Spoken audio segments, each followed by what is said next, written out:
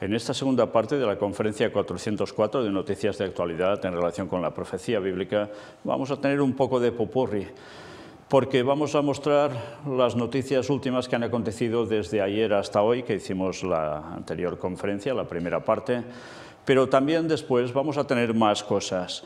Tendrá que ver con el lado oscuro, sí, cuestiones de espiritismo, tendrá que ver con alguna iglesia que se llama protestante, y tendrá que ver, atención, con el tercer templo de Jerusalén. Y estad atentos sobre todo a esa parte. Vamos a empezar.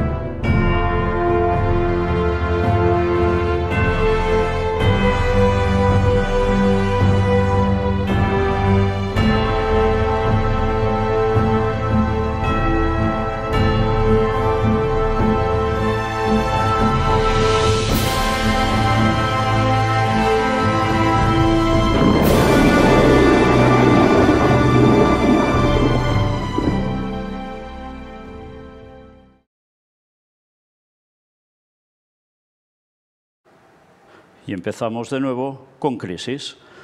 Las acciones del First Republic Bank caen 50% pese a los esfuerzos de Estados Unidos por rescatarlo. Ya veis, esto va en cascada, ¿eh? Van cayendo uno tras otro. ¿Llegarán muchos más aún? Veremos, pero pinta mal.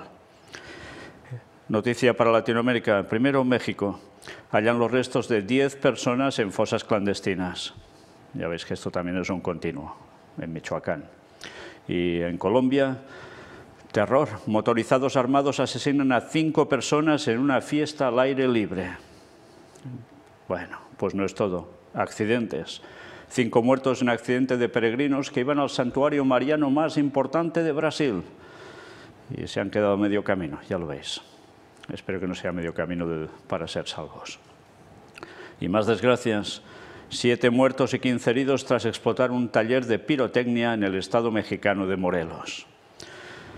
Pero hay más, sí, hambres. Un estudio revela que casi 5 millones de personas padecen hambre en Haití. Recordó la profecía, pestes, hambres y terremotos en diferentes lugares, dijo Jesús. Y así está pasando continuamente. Y ahora dejamos todo esto para adentrarnos en Israel con una noticia, luego hablaremos ya sobre el tercer templo, pero ahora toca esto. Muere un israelí que había sido herido en un atentado terrorista en Tel Aviv. Ya veis, esto va prácticamente a ser una cuestión diaria. Y ahora nos adentramos en una noticia sobre el lado oscuro. Estad atentos a lo que vais a ver, porque en todo lo que hemos presentado de puertas dimensionales, hemos tratado muchas veces sobre esta cuestión. Pues mirad qué caso ocurrió. Buenas notas, voces en la cabeza, un cuchillo de 10 centímetros, todo lo que se sabe del joven que ha matado a su profesora en el País Vasco francés. Era noticia del 22 de febrero. Una profesora de 54 años del Liceo Santo Tomás de Aquino, de la localidad de San Juan de Luz, en el País Vasco francés, ha fallecido este miércoles después de que un alumno de 16 años la haya apuñalado mortalmente sobre las 10 horas de la mañana. El agresor ya ha sido detenido mientras que el fiscal de Bayona, Jérôme Bourrier, ha abierto una investigación por asesinato. ¿Cómo ha sido el suceso? Algunos testigos que han presenciado el suceso confirmaron a la televisión francesa que la profesora se encontraba dando una clase de español a un grupo de secundaria cuando el agresor ha cerrado la puerta de la clase y ha procedido a apuñalar en el pecho, en la zona del esternón, a la docente. El joven había escondido el arma blanca de 10 centímetros de hoja en su mochila. Como consecuencia de la agresión, los compañeros del joven han salido de la clase de forma precipitada, mientras que el agresor ha huido refugiándose en una clase cercana. Todo el mundo trató de salir por una puerta que daba a otra clase. Con el miedo, otros intentaron salir por las ventanas, relataron 2 testigos. La docente recibió los primeros auxilios en el lugar del suceso, pero no pudo sobrevivir a las heridas. Finalmente, su muerte fue confirmada a las 11:30 horas de la mañana de este miércoles como consecuencia de una parada cardiorrespiratoria.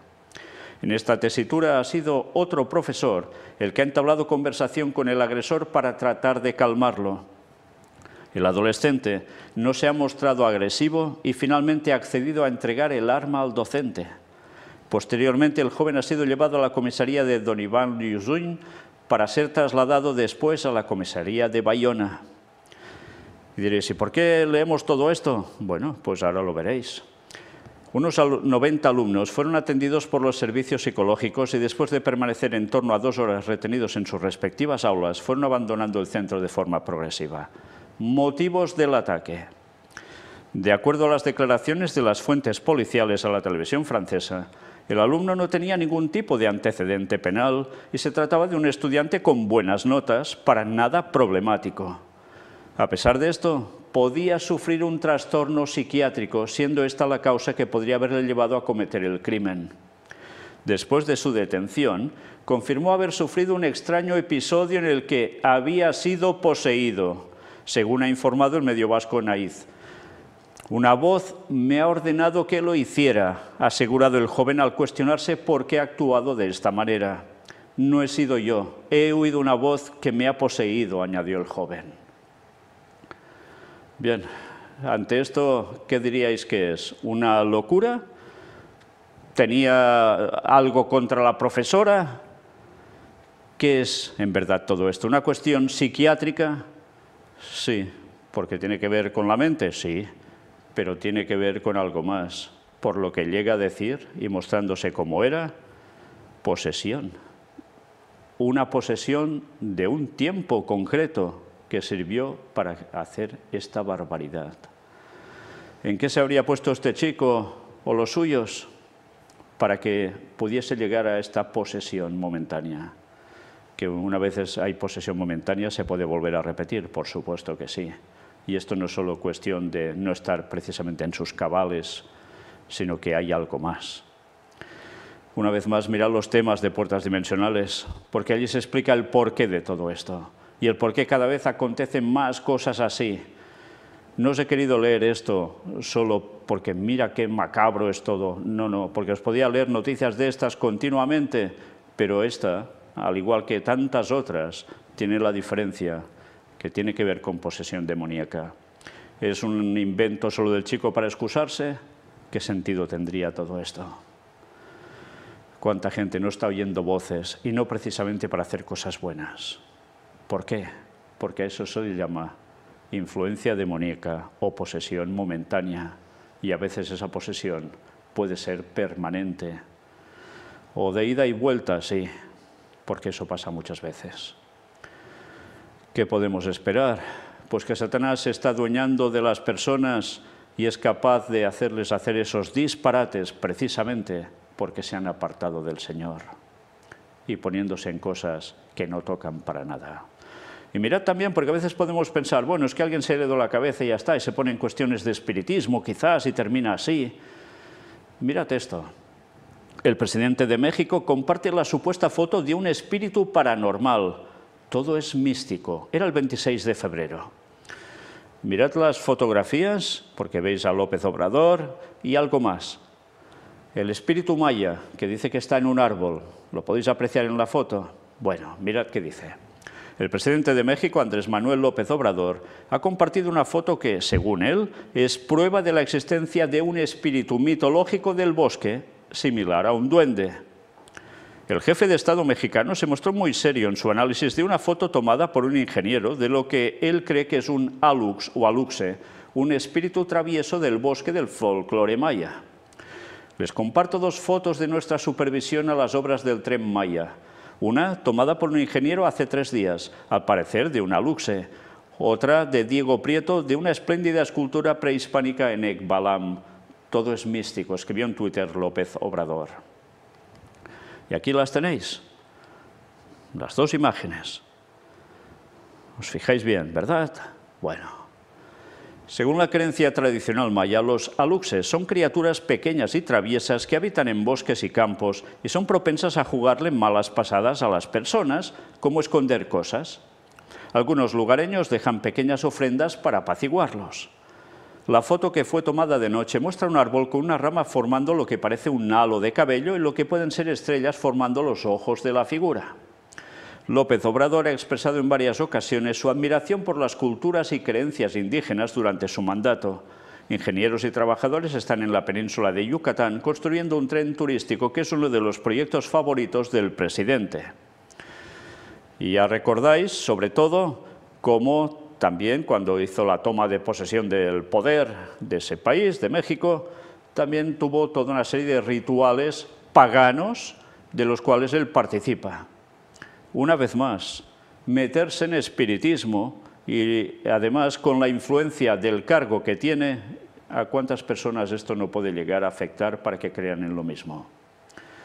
Y esperamos que los países vayan bien, si los mandatarios ya funcionan así.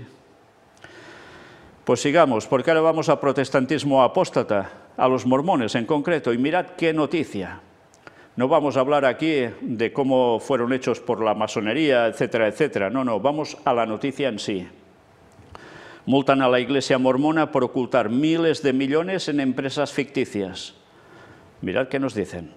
La Iglesia mormona de Estados Unidos y Engine Peak Advisors, la entidad gestora que administraba sus inversiones, deberán pagar en conjunto $5 millones a la Comisión de Bolsa y Valores de Estados Unidos, la SEC, por haber ocultado la posesión de miles de millones de dólares en activos. Pobres no son. La orden de la SEC fue emitida este martes y acusa a la Iglesia de Jesucristo de los Santos de los Últimos Días, como se denomina oficialmente al mormonismo, de llevar a cabo actividades ilícitas detrás de múltiples compañías ficticias entre 1997 y 2019.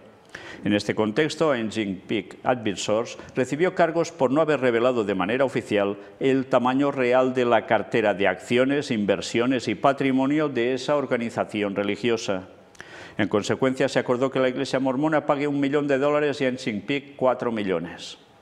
Engine Peak mantuvo la discreción de la inversión sobre todos los valores relevantes, controlaba las empresas ficticias y dirigía a los gerentes comerciales nominados, la mayoría de los cuales eran empleados de la Iglesia, detalla el ente regulador estadounidense. Por cierto, abajo veis una imagen de su famoso templo, el magnífico que tienen, que cuando veis los detalles es impresionante. Impresionante de la cantidad de símbolos masónicos y de espiritismo, y a ellos les cuela como si nada. Y ya no hablemos de las creencias totalmente fuera de lugar bíblicamente.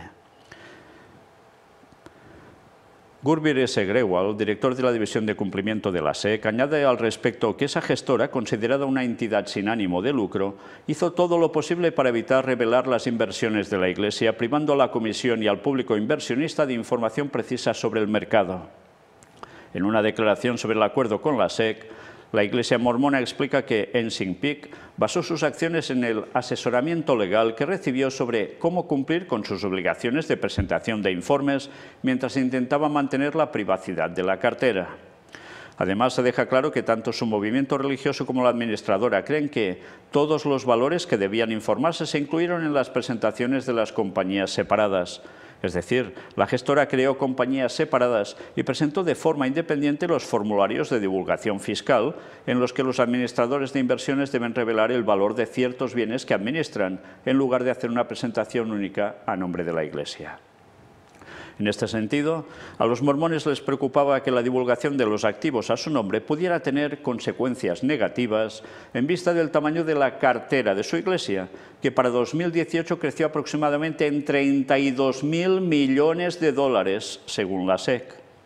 Para oscurecer la cantidad de la cartera y con el conocimiento y la aprobación de la Iglesia, Engine Peak creó 13 sociedades anónimas ficticias, precisamente 13, qué casualidad, aparentemente con ubicaciones en todo Estados Unidos, agregó la comisión. Las acusaciones sobre el esquema de empresas fantasma dentro de la Iglesia mormona surgieron por primera vez en 2018 de la mano de un grupo de exmiembros de esa organización religiosa, entonces conocidos bajo el nombre de Mormon Leaks. Al año siguiente se presentó una denuncia ante el Servicio de Impuestos Internos que advertía sobre un posible mal manejo de las posesiones de los mormones. En 2020, una investigación del diario The Wall Street Journal alegaba que los activos acumulados de la Iglesia superaban los $100.000 millones. Posteriormente, el caso llegó a oídos de la SEC. Bueno, pobres no es que sean, ¿eh? Y todo esto, ya veis, y los feligreses tan engañados y dando dinero para ir contra la auténtica palabra de Dios. Qué triste que por no estudiar las Biblias a fondo lleguen a creerse todo este tipo de creencias que una vez más alguien puesto en la masonería se le dio por generar esta denominación y tanto se han tragado eso como cierto, como algo de origen divino. Qué lástima que no analicen la contradicción entre lo que creen y lo que ponen las Sagradas Escrituras, porque se darían cuenta de en qué engaño están puestos. En fin, sigamos, porque ahora sí que nos adentramos en el tercer templo de Jerusalén. Y estad atentos a lo que vais a ver. Esto es un vídeo. Fijaos, ¿de qué va? Del Instituto del Templo, pero además se muestra algo en concreto sobre este Instituto del Templo que quiere levantar el tercer templo de Jerusalén. Mirad lo que aquí nos ponen. Era del 22 de febrero. En otro paso importante hacia la preparación para la reconstrucción del templo sagrado y la renovación del servicio divino, el Instituto del Templo ha establecido la Academia de Coro Levítico, dedicada a enseñar a los descendientes de la tribu de Leví el cancionero levítico, las canciones que son cantadas por el coro levítico en acompañamiento de las ofrendas diarias y las ofrendas festivas adicionales realizadas en el templo sagrado. Los Leví de todo Israel ya han respondido a la iniciativa del Instituto del Templo y, como muestran estos videoclips, ya están perfeccionando sus habilidades como un coro levítico adecuado. Actualmente se están diseñando prendas levíticas para que el coro las use durante su servicio en el templo sagrado reconstruido. El coro levítico está bajo la dirección del rabino Menachem Rosenthal. El director musical es Itzik Weiss. Bien, pues ¿queréis ver el vídeo y cómo se preparan ya los cantores del templo? Porque el templo aún no está levantado, pero ya veis a qué lo quieren acompañar, ir asociado. Una vez más, ¿a qué? A ofrendas diarias, eso también equivale a sacrificios, de animales de nuevo, pisoteando la muerte de Cristo en la cruz, desechándola totalmente, que es a lo que apuntaban esos sacrificios, pagar por tus pecados el inocente, que sería Cristo, y además con ofrendas festivas adicionales. Estad atentos porque la profecía la tenemos delante nuestro. Los cantores del templo ya se están preparando y el templo no va a tardar muchos años en levantarse. Y ya sabéis que viene después, ¿no? El papado poniéndose allí, uniendo al mundo entero con engaños de espiritismo impresionantes. Y después, la aparición de Satanás haciéndose pasar por Cristo. Y allí lo van a aceptar todos como al Mesías. Los cristianos como el que ya vino, que vuelve, y los judíos como el Mesías que esperaban. Mirad el vídeo de la Academia del Coro Levítico del Instituto del Templo. Pues como habéis visto, además estaba subtitulado el vídeo, gracias a la persona que lo ha hecho, para que lo entendiéramos los que no sabemos inglés. Y una vez más, ¿os habéis fijado que hay algo interesante en las letras que van apareciendo en el vídeo? Resulta que este es el servicio más esencial para el tercer templo de Jerusalén. Y se les están preparando ya las vestimentas, con lo cual todo estará a punto cuando se levante ese tercer templo para empezar a entonar esos coros levíticos como antaño, aunque supongo que las canciones, las letras ya variarán, pero todo preparándose para el momento clave de la historia de esta humanidad. La profecía del tercer templo de Jerusalén delante nuestro, y en pocos años se va a cumplir. Por tanto, sabiendo eso, ya no esperemos que este mundo vaya bien para nada de aquí hasta entonces, porque todo debe de ir de mal en peor para que finalmente se levante algo que sirva como casa de oración para todos los pueblos. Y cogerán ese texto de Isaías para hacer un templo que ya no toca hacerlo, porque no es voluntad divina, pero el Señor lo va a permitir para que acontezcan los últimos acontecimientos de la historia, el último gran engaño de Satanás. Y todo aquel que no esté firme y bien anclado en la verdad bíblica tal cual es, va a caer en ese gran engaño. Nos terminan diciendo también esto, mirad, ciudadanos de Israel, buenas noticias en nuestra boca, olemos el tercer templo acercándose. Y sí, en este medio apareció Netanyahu en su discurso a la nación, el honorable primer ministro Benjamín Netanyahu, calma los espíritus. Mirad, interrumpimos nuestros recorridos, era el 3 de marzo, con motivo de un importante anuncio de parte del Ministerio de Información. Ciudadanos de Israel, feliz noticia en nuestra boca en honor al clima primaveral con el que Dios nos ha bendecido en estos días santos, cuando el viento de Sharjah limpia los restos del smog invernal de nuestras fosas nasales. Podemos oler el tercer templo que se acerca, y su fragancia es como el humo que sale del hígado de un ternero rojo asado en el altar. Ternero rojo, la vaquilla roja, sí, la vaca alazana, de la que tanto hemos llegado a hablar, y ya están oliendo ese humo de ese sacrificio, lo que les lleva a la construcción del tercer templo. Recordad que ya tienen las vacas alazanas, que como una de ellas realmente salga pura, sin pelitos blancos, va a ser sacrificada. Y para eso, ¿qué les queda? ¿1 año y pico? ¿2? Pues preparémonos, porque tarde o temprano eso acontecerá. Y si no son esas, saldrá otra, pero al final la van a conseguir, porque no paran de trabajar para eso. Ya las mostramos cuando llegaron desde Texas, de Estados Unidos. Bueno, pues cuando todo esto acontezca, que nadie diga que no estaba avisado que esto era un gran engaño de Satanás. Y después, cuando aparezcan esos demonios haciéndose pasar por Cristo en distintos lugares, y finalmente el mismo Satanás haciéndose pasar por Jesús, yendo a ese lugar y asentándose allí, la ley dominical estará de lleno pululando. Y entonces es cuando aparecerá la ley de Dios mostrándose.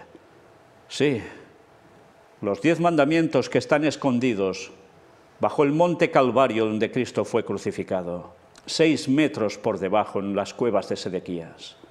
Y alguien va a sacar esos mandamientos para demostrar que el sábado sigue siendo el día de Dios y lo será por siempre. Y también se mostrarán en el cielo, donde nadie podrá negar que la ley de Dios es inmutable y que todo lo otro es un gran engaño satánico. Y lo peor es que el mundo se va a unir a eso a pesar de todo.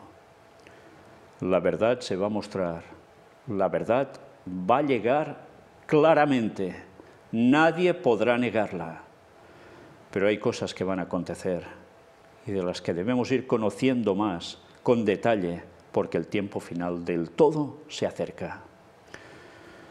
Y vamos a terminar con una cita de Ellen White, extraída del libro recopilatorio Eventos de los Últimos Días, precisamente sobre los engaños satánicos de los últimos días, en una cita que aparece en su libro El conflicto de los siglos, escrito en 1888, aunque el escrito original es de 1884, y nos dice: como los espíritus profesarán creer en la Biblia y manifestarán respeto por las instituciones de la Iglesia, la católica hace referencia, su obra será aceptada como manifestación del poder divino.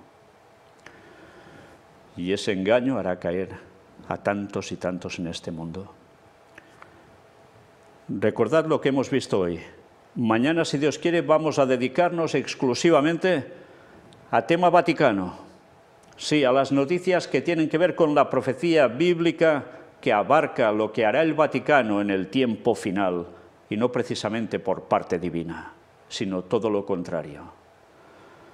Y recordad lo que hemos presentado hoy y enlazadlo con lo de mañana, y estad atentos a la cita que os mostraremos al final de esa conferencia, de las que una vez más hemos de decir que no tiene desperdicio. Añadiremos las noticias que hayan transcurrido entre hoy y mañana, si podemos hacer la conferencia, si Dios quiere, en esa tercera parte en la cual no nos vamos a quedar indiferentes para nada. Y dudo que hoy os hayáis quedado indiferentes en algo. Una vez más, entrad en nuestra web del Gran Engaño. Le llamamos el Gran Engaño para destapar el gran engaño satánico que se está preparando y todo lo que va relacionado con él, que llegará preparándose todo paso a paso hasta ese momento. Y aquí encontraréis lo que tanto necesitáis conocer, el mensaje del cuarto ángel, el último que será dado a este mundo, que ya ha empezado y llegará a su apogeo en pocos años. Y todo el mundo conocerá la verdad y todo el mundo deberá decidirse, porque el tiempo de gracia para aceptar la salvación, la verdad y seguirla, se acaba. Gracias por ayudarnos a poder seguir dando este mensaje cada vez más extenso por todas partes de este mundo. Hemos de llegar a cada individuo de este planeta y os agradecemos vuestra fidelidad al Señor para ayudarnos a terminar su obra. Las señales del fin delante nuestro y en pocos años la consumación. El Señor viene. Maranata 2031. Dios os bendiga.